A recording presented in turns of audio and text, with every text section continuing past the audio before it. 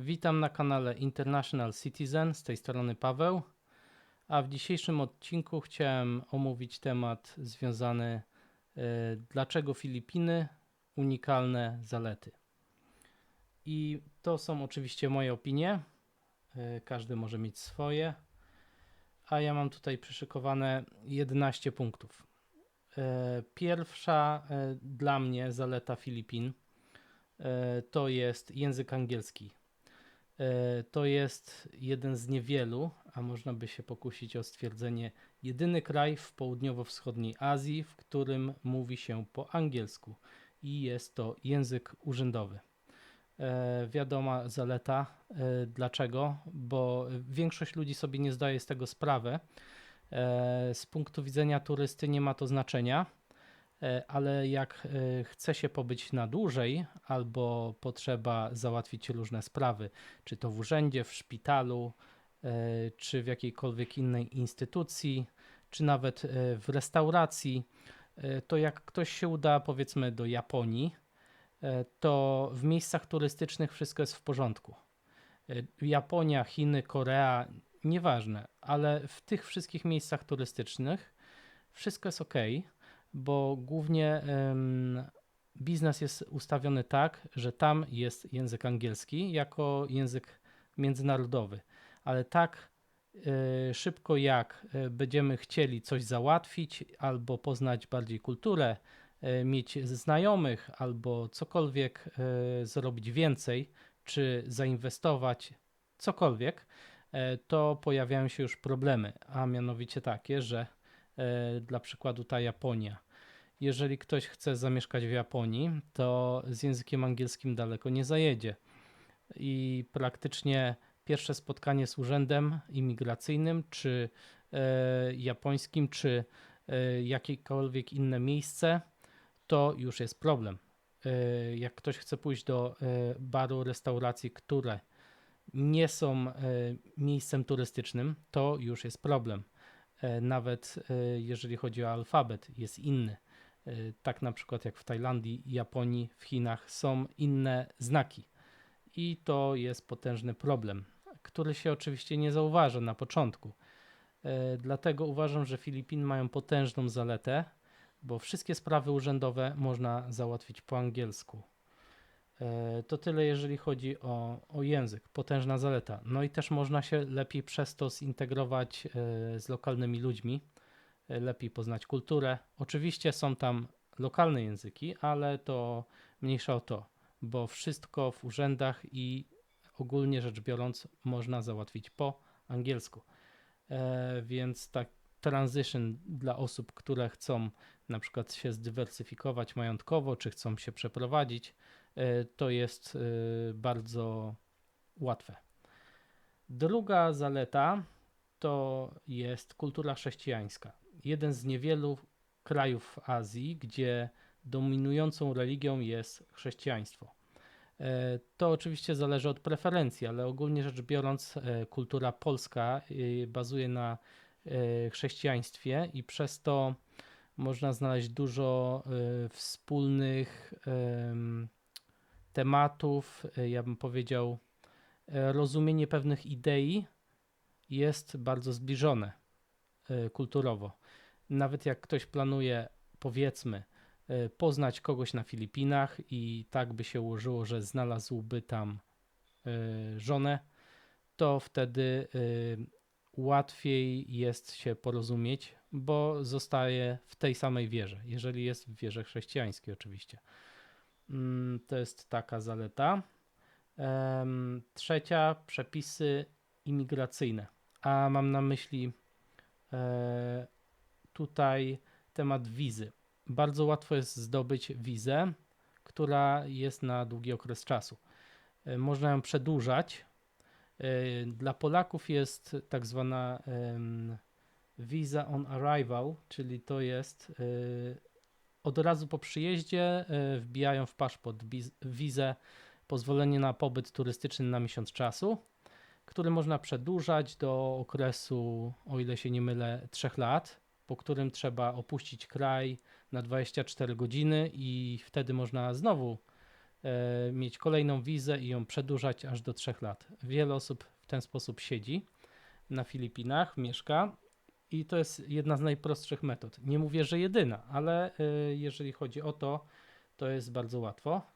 Teraz ostatnio słyszałem, że weszła Nomad Visa, ale nie chcę robić z siebie specjalisty w tej dziedzinie, bo od tego są ludzie, którzy się w tym akurat specjalizują. Ja nie śledzę na bieżąco przepisów.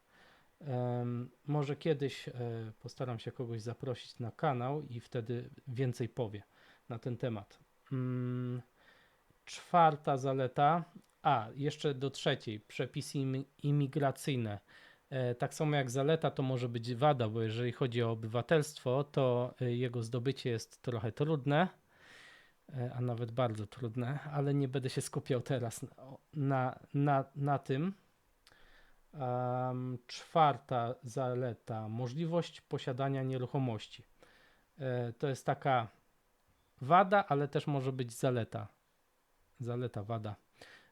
Bo w pewnych zakresach jest łatwo. Na przykład, jeżeli ktoś chce zainwestować i kupić mieszkanie na Filipinach, apartament, to wtedy nie ma problemu i może, mimo że nie ma obywatelstwa, mimo że nie zna nikogo na Filipinach, nie ma żadnych krewnych, nikogo, można być w 100% właścicielem nieruchomości, a dokładnie apartamentowca w wieżowcu. I można oczywiście to dać na wynajem, trzymać dla siebie, czy zrobić cokolwiek, czyli rodzaj inwestycji. To, czy ta inwestycja jest dobra, czy nie, to jest inny temat na inny odcinek, dlatego nie będę się nad tym skupiał, ale ogólnie można. Jeżeli chodzi o posiadanie ziemi albo domu, to już jest większy problem i można różnorako na to patrzeć. Ogólnie rzecz biorąc, obcokrajowiec nie może posiadać ziemi na Filipinach, ale można dzierżawić ziemię na pewien okres czasu, w latach oczywiście. Nie będę wchodził w szczegóły, mimo że coś tam wiem, ale nie lubię się wypowiadać na tematy, w których są specjaliści od tego, którzy mogą powiedzieć więcej. Jak ktoś będzie zainteresowany, to może w przyszłości o tym porozmawiamy, zaprosimy kogoś i ta osoba wyjaśni więcej. Kolejna zaleta to jest dobra pogoda. Przynajmniej dla mnie. Też może być to wada, może być zaleta. Przez cały rok jest lato, wiadomo, ciepło, a właściwie gorąco. Tam są tylko 2 sezony, tak zwany suchy i deszczowy. I poza tym cały rok dobra pogoda, słońce. Dla niektórych może być za gorąco, ale dla mnie osobiście nie ma problemu. Poza tym mogę dodać, że są miejsca na Filipinach, gdzie temperatura jest trochę niższa i są bardzo chłodne. Normalnie temperatura jest mniej więcej od 20 paru, raczej w górę 26, 27, 35, tak średnio. Oczywiście może być więcej. Mniej niż 25 raczej ciężko. Z reguły jest raczej tak w wyższym zakresie. Aczkolwiek są miejsca takie wyjątkowe, w których temperatura jest niższa. Na przykład Baguio City, które może mieć temperaturę, nie chcę tam przesadzać, bo ja nie zajmuję się pogodą, 10 stopni niższą nawet, czyli powiedzmy dla przykładu w stolicy jest 36, a w Baguio może być 26. To są takie, to jest wyjątkowe miasto oczywiście, rozumiem, ale jak ktoś chce się osiedlić, to może na przykład dla wygody mieć 2 miejsca, w których się osiedla.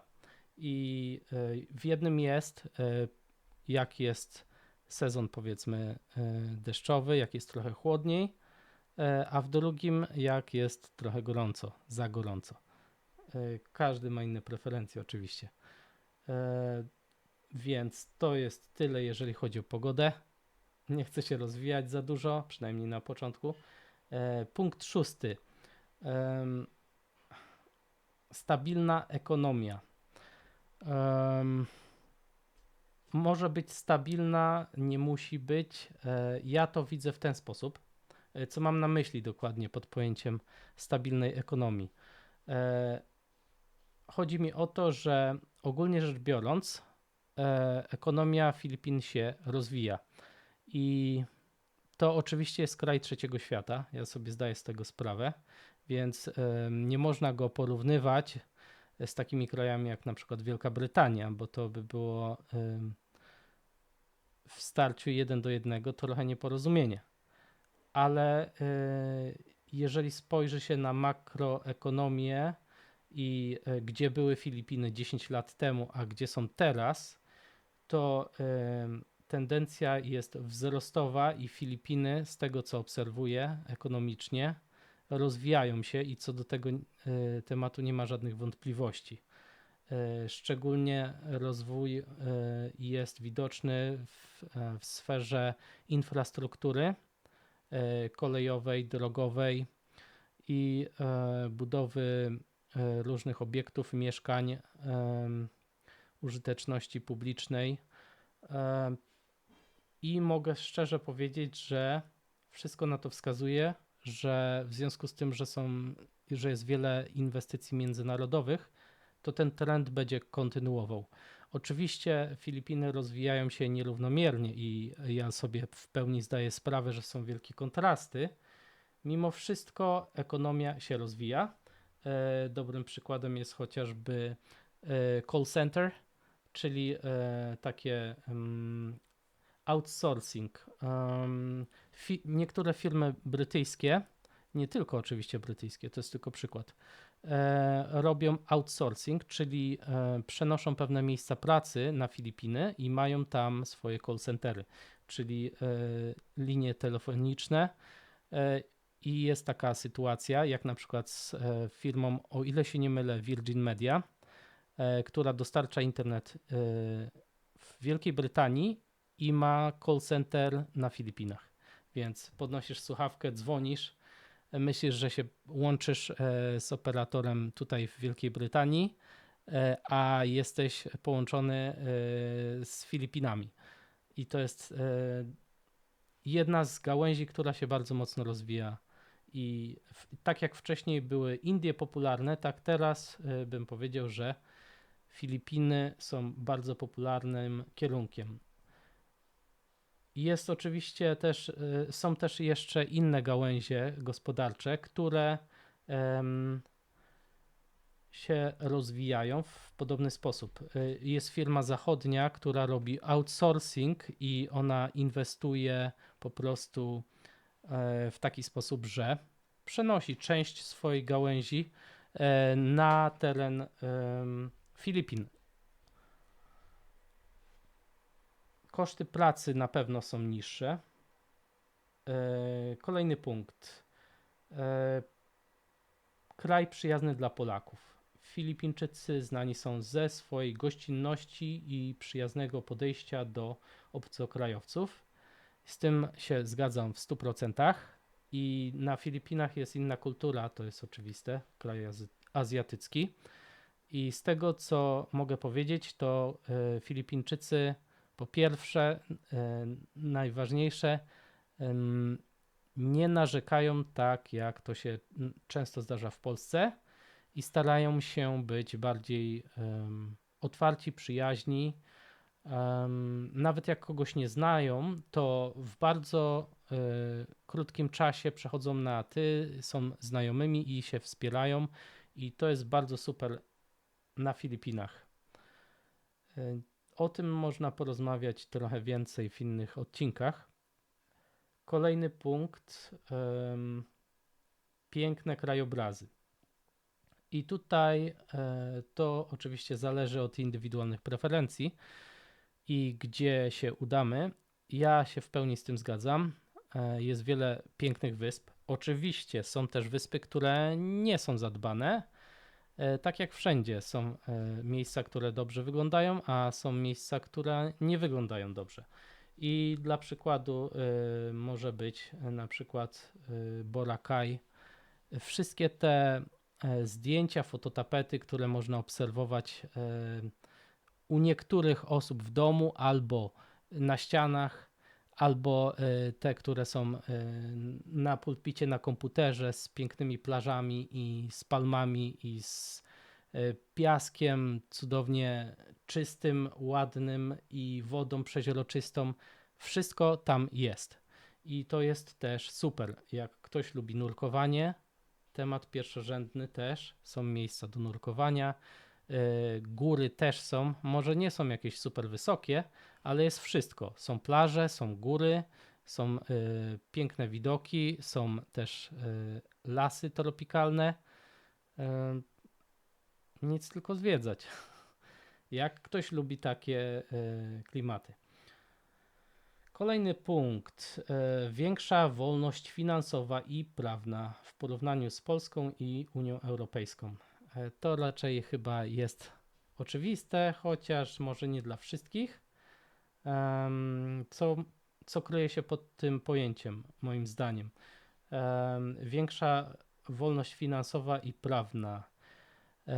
Wiele spraw podatkowych albo związanych z firmą, które w Wielkiej Brytanii albo szczególnie też w Polsce nie byłyby do przeskoczenia, ponieważ czekają na nas pewne absurdy i urzędnik będzie wymagał od ciebie czegoś, co jest niewykonalne albo bardzo trudne do osiągnięcia i w Polsce by był impas, by był problem, to na Filipinach można pogadać z urzędnikiem i się dogadać.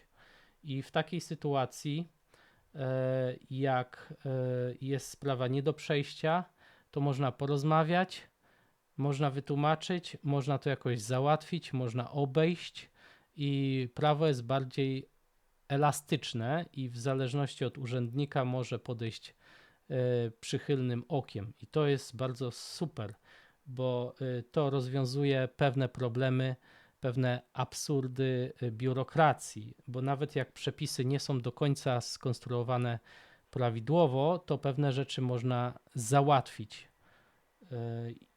Jeżeli chodzi o inne tematy, czyli na przykład związane z policją i jak policja podchodzi do ludzi, to uważam, że spośród krajów takich jak Polska, Wielka Brytania, Filipiny, to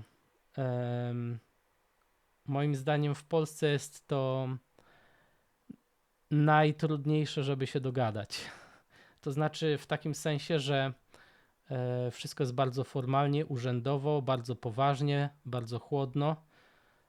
Chociaż zdarzają się wyjątki, ale ogólna tendencja jest taka, że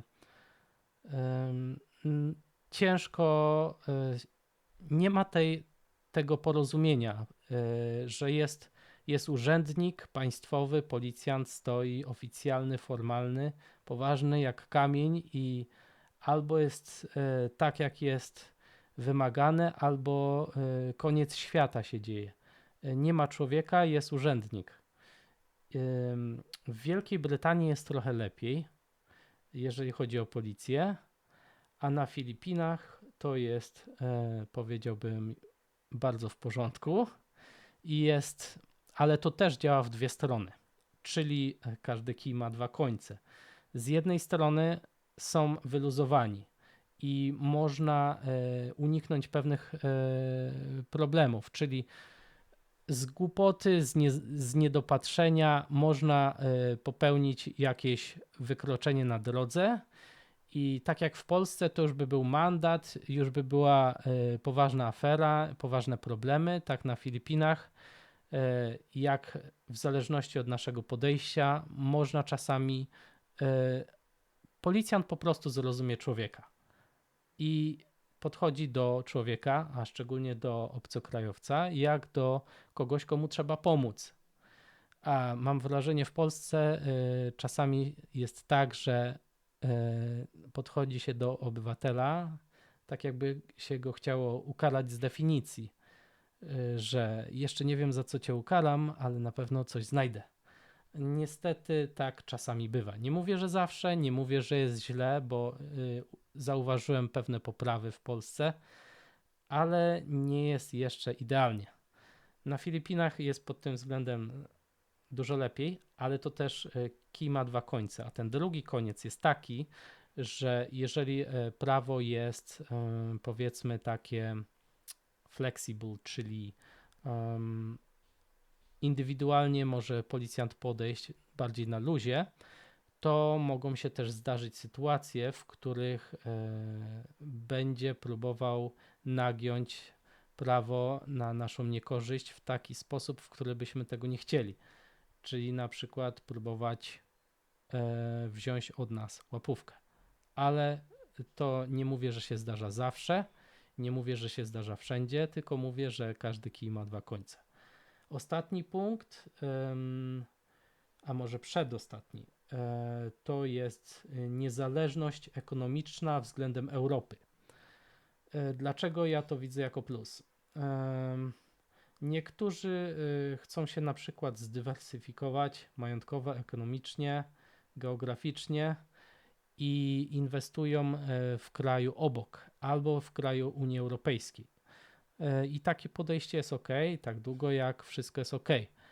Tylko że w całej Unii jest jedno prawo i jest jeden zarząd. Oczywiście kraje się różnią od siebie w kwestiach podatkowych i w różnych innych, ale ogólna tendencja, taka jak jest na świecie, taka co się dzieje w Europie Wschodniej, nie zaciekawie, to ogólnie, przynajmniej moim zdaniem, moja opinia jest taka, że jak się pali w jednym pokoju, to co prawda można przenieść się do drugiego pokoju albo z pierwszego piętra na parter, ale cały czas siedzimy w tym samym domu, który jest połączony i w którym się pali, tylko że pali się w innym pokoju. Ale to nie znaczy, że przenosząc się do innego pokoju, całkowicie rozwiązaliśmy problem. I ja tak uważam, że jest podobnie z tym tematem. I jeżeli chodzi o tą niezależność ekonomiczną względem Europy, to mam na myśli, że wymiana handlowa i zależności ekonomiczne między Unią Europejską a powiedzmy Filipinami i łańcuchy dostaw są inne. I jeżeli coś się dzieje w Europie, to Filipiny aż tak bardzo tego nie odczują, bo wymiana handlowa i zależności ekonomiczne są marginalne i są duże odległości. Prawnie i bankowo praktycznie całkowicie odseparowane kraje i w różnych rejonach. Więc nie mówię, że Filipiny są najlepszym krajem do dywersyfikacji majątkowej, tylko mówię, że jeżeli chodzi o taką separację, to dobrze mieć separację w bardziej szerokim tego słowa znaczeniu, aniżeli przenosić na przykład się z Polski do Hiszpanii albo z Polski do Niemiec. Taka jest moja opinia, bynajmniej. Każdy może mieć swoją. Ostatni punkt to jest kuchnia filipińska, to może być zaleta, wada. Ja nie jestem wymagający odnośnie kuchni. Większość podejrzewam powie, że kuchnia filipińska jest zła. Ja powiem, że może nie poznali jej do końca i zależy gdzie się stołują. Dla mnie są pewne potrawy, które ja lubię. Nie jestem jakimś wybitnym kulinarnym smakoszem, więc nie powiem, że to i tamto, ale ogólnie co lubię? Na przykład lubię minodo, adobo, lubię leczona, o ile jest dobrze zgrillowany. I poza tym jest jeszcze kilka rzeczy. Jollibee mi smakuje, ale wiem, rozumiem, są tłuste potrawy, nie w każdym Jollibee jest tak samo. Są też lokalne restauracje, które lubię, może niekoniecznie filipińskie, takie to nie jest tam kuchnia do końca filipińska, ale na Filipinach też jest duży wybór. Zależy oczywiście, gdzie się jest. Smakują mi niektóre zupy w Chowking. Można spotkać tą restaurację chociażby w stolicy. Są naprawdę w stolicy i nie tylko fajne food courty, czyli takie miejsca, na przykład na Makati jest fajne miejsce, gdzie wchodzisz, jest duża przestrzeń i są food courty, jeden koło drugiego. I kuchnia z całego świata. Japonia, Korea, Chiny, z różnych miejsc lokalnych na Filipinach, kuchnia amerykańska, jakaś francuska i do wyboru, do koloru zewsząd. Więc na Filipinach jest duży wybór, tylko to zależy, gdzie się jest. W stolicy na pewno, w tych dużych miastach na pewno.